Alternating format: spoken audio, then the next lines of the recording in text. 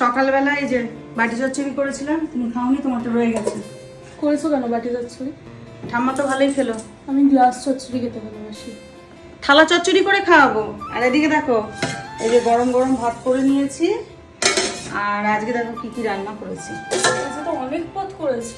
না অনেক পদ, এই যে করলা ভাজা, পটল ওটাই তো ভাজা। বলছি অনেক পদ, না অনেক পদ। দাঁড়াও দেখাই। এই যে এখানে করে নিয়েছি মুসুরির ডাল, হাতাটা নিই, একটুখানি ওয়েট করো। হাঁটা নিয়ে দেখো তো। হ্যাঁ, ডালটা এরকম ভাবে ঘেটে দেখালে ভালো লাগে। পেঁয়াজের ডাল করে নিয়েছি, এই ডালটা খেতে খুব ভালো লাগে। পেঁয়াজ আর পাঁচফোড়ন ফোড়ন দিয়েছি। আর এদিকে দেখো গোলা মাছের ঝাল করে নিয়েছি। ঝাল না ঝোল? ঝাল সর্ষে বাটা দিয়ে একটু রেখেছি, নাহলে ভাতটা মাখবে কি দিয়ে। আর বেগুন দিয়েছি একটু, আজকে পুরো কাঁচা লঙ্কা। ও যা ফ্রিজে ছিল সব আজকে করেছো?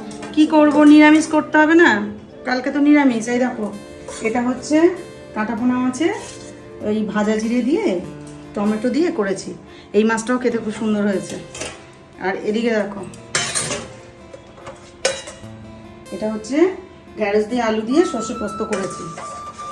আর আরেকটা আছে, এটা কালকে চাটনি করেছিলাম, একটু রয়ে গেছে। তো এই হচ্ছে আজকে আমার মেনু। তো আমার রান্না কার কার ভালো লাগে অবশ্যই লাইক কমেন্ট শেয়ার করে দেবে, একটা সাবস্ক্রাইব করে দেবে। টাটা।